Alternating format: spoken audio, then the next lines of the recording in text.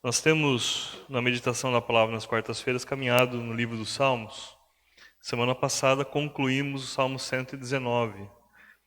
Foi uma verdadeira peregrinação. No entanto, é do Salmo 120 ao 134, dos quais nós vamos ver do 120 ao 126 hoje, que realmente são os salmos de romagem, né? Ou os salmos em que os judeus usavam para meditar no dia a dia. Então, esses salmos eles constituíam um pequeno inário de bolso que os judeus geralmente decoravam e passavam o dia a dia entoando esses hinos. E quando iam para Jerusalém, vindo de todas as partes, inclusive de outras regiões fora de Israel, eles usavam esses cânticos enquanto se dirigiam para Jerusalém. Por exemplo, uma caravana de judeus iam entoando esses hinos ou esses cânticos do Salmo 120 ao 126, tá? Então, à medida que formos lendo, eu gostaria que você tentasse imaginar o povo se deslocando de uma cidade distante até de outro país para Jerusalém.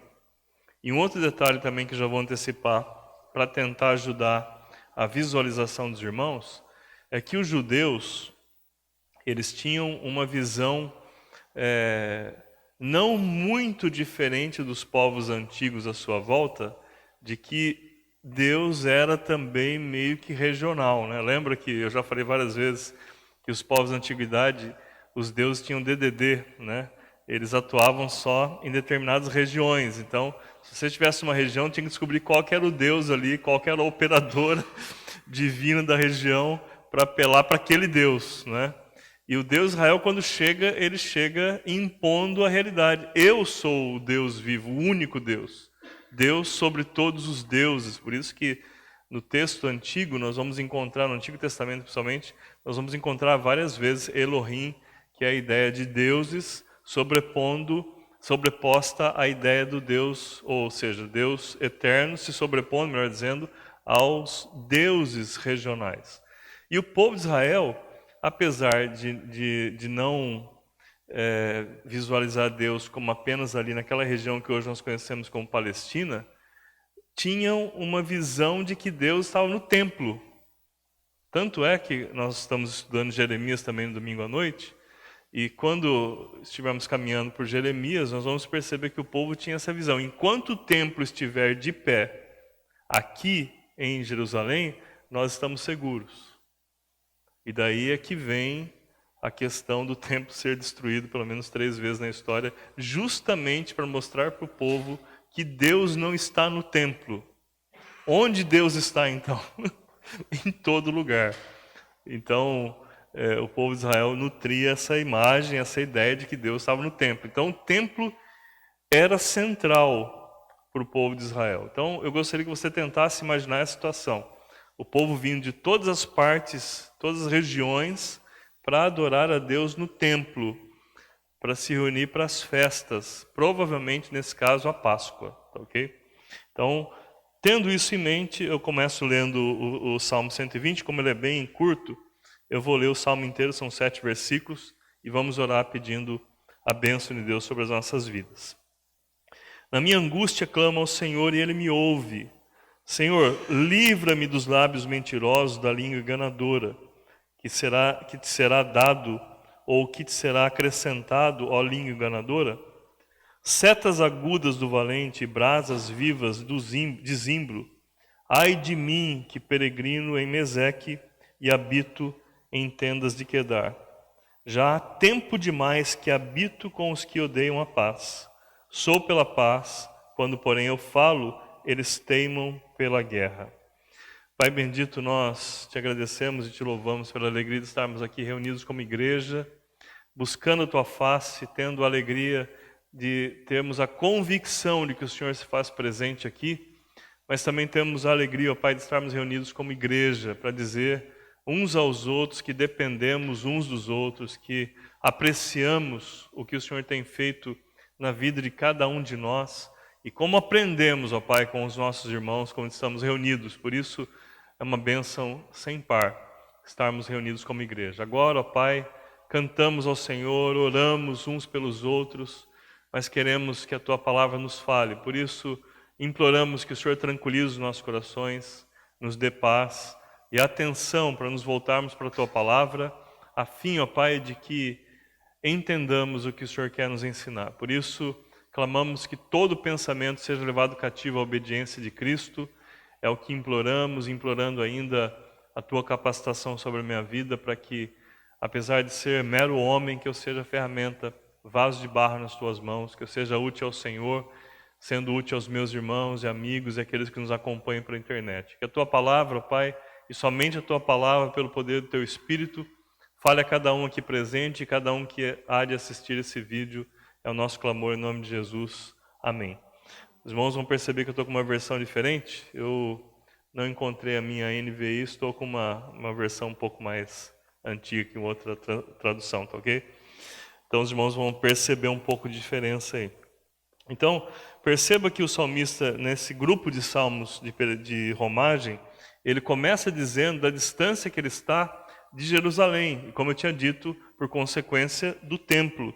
Ele chega a mencionar as regiões aí de Quedar, ele tem tendas ali em Quedar, uma região bem distante do outro lado do mar, e os irmãos, não sei se lembram, mas é inclusive a mesma região que é citada no capítulo 2 de Jeremias, quando Deus desafia o povo, vá até Quedar, e entre outras palavras, parafraseando, pergunte aos beduínos se há algum precedente na história de algum povo que trocou de Deus.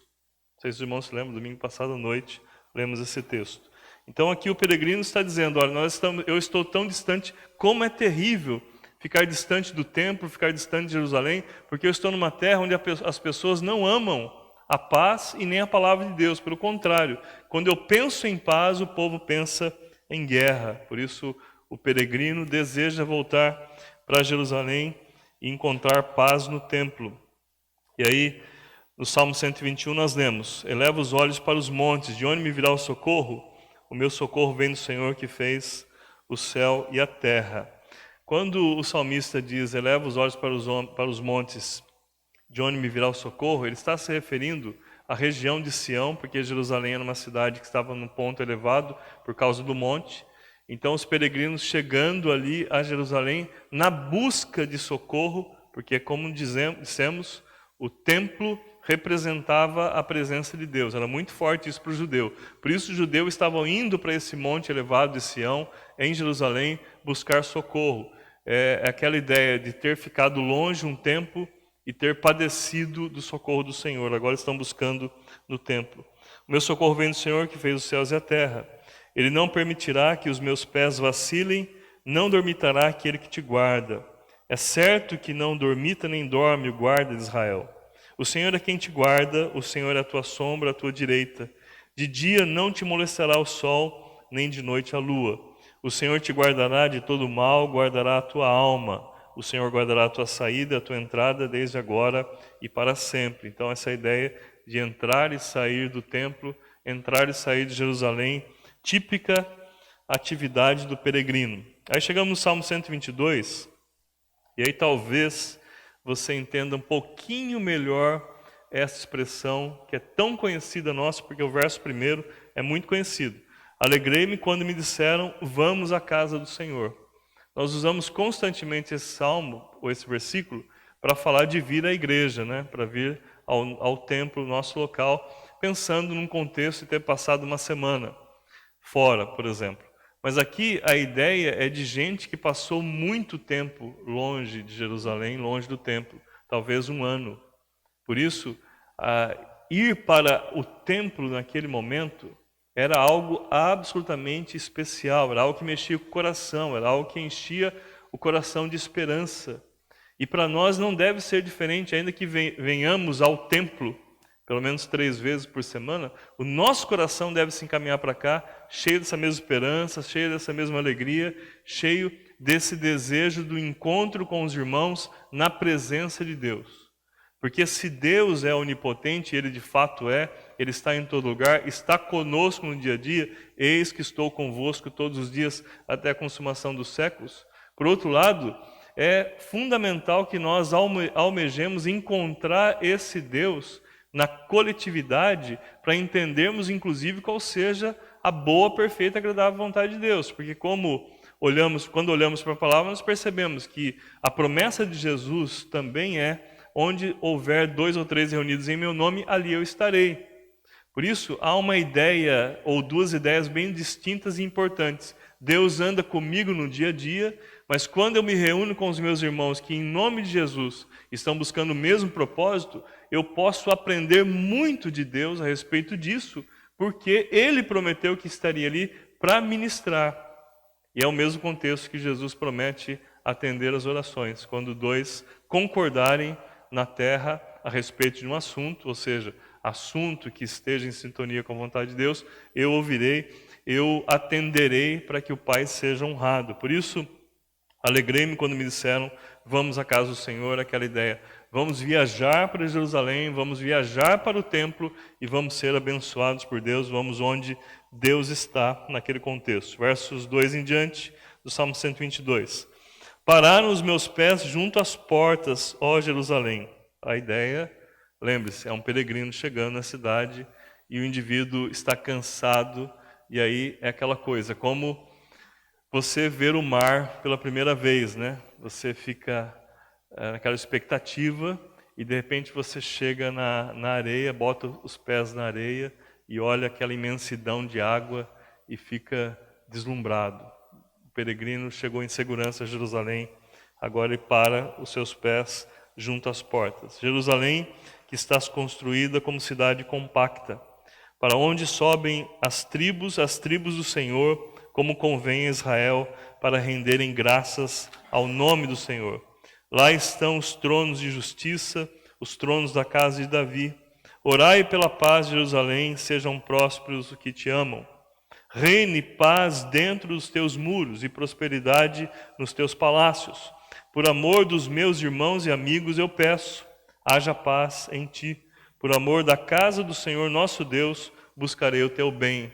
É por isso que, tanto no contexto do Antigo Testamento, mas também no Novo Testamento, para ser mais preciso, em Apocalipse, nós vemos várias vezes a menção do reino de Deus associado a Jerusalém, inclusive a Nova Jerusalém.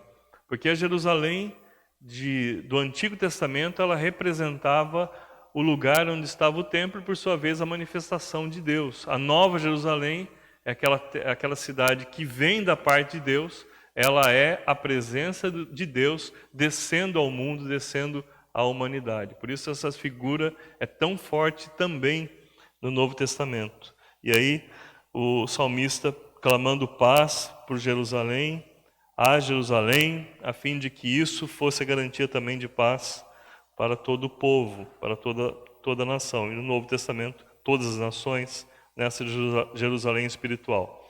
Salmo 123. A ti que habita nos céus, eleva os olhos.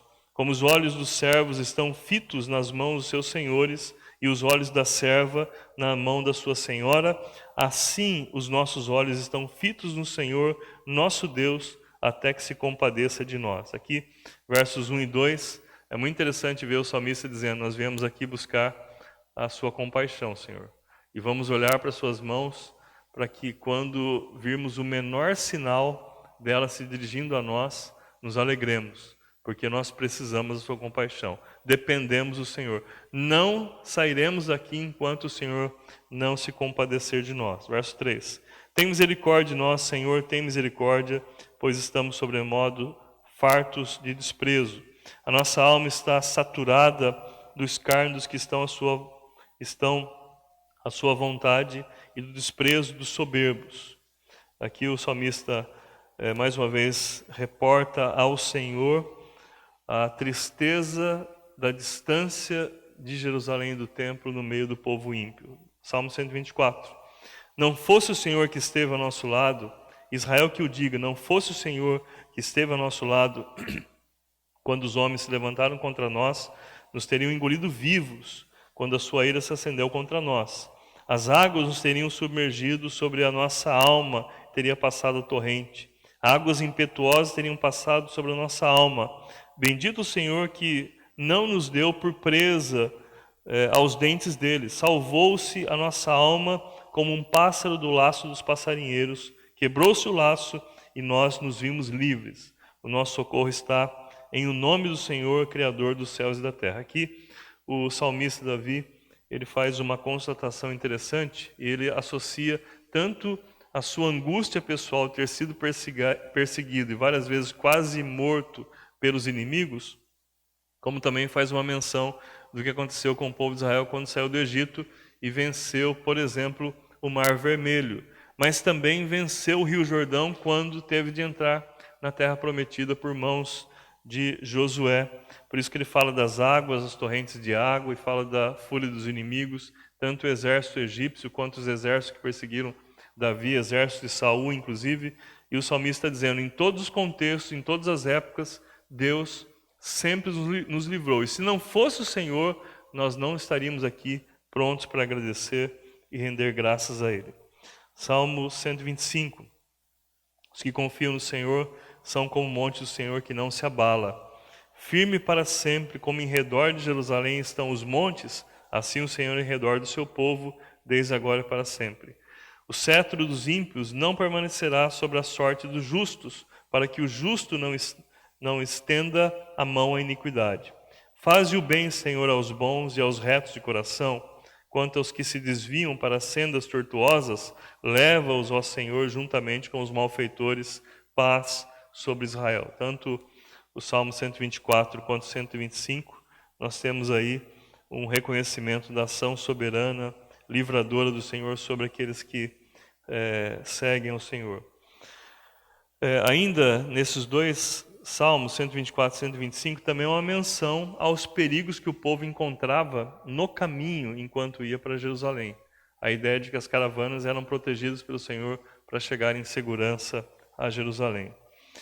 Verso 126. Agora, esse Salmo 126, que é o último que nós vamos ler hoje à noite, ele é um salmo claramente pós-exílico, quando o povo retorna da Babilônia. Não dá para se precisar se ele foi escrito depois da primeira, da segunda, da terceira remessa que voltam de Jerusalém, da Babilônia para Jerusalém, para Judá. Mas com certeza é um salmo pós-exílico e provavelmente depois já da reconstrução do templo e dos muros. Quando o Senhor restaurou a sorte de Sião, ficamos como quem sonha. Então a nossa boca se encheu de riso e a nossa língua de júbilo. Então, entre as nações se dizia, grandes coisas o Senhor tem feito por eles. Com efeito, grandes coisas fez o Senhor por nós, por isso estamos alegres. Se você observar versos 1 a 3, é justamente o contrário do que nós lemos no começo do livro de Neemias, quando o texto diz que Neemias, que servia ao rei, ele pergunta àqueles que tinham viajado para Judá e tinham voltado para a Babilônia, como estava a cidade, como estava o templo, e ele recebe notícias tão tristes e fala que o povo de Judá estava literalmente derrotado, estava absolutamente entristecido e a cidade já não tinha mais a guarda dos muros. E Neemias chora vários dias, e então o rei o indaga e nós conhecemos a história, ele volta para restaurar o muro e recomeçar a construção do templo.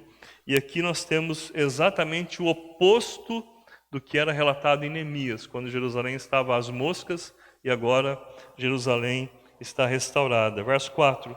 Restaura, Senhor, a nossa sorte como as torrentes do Negueve.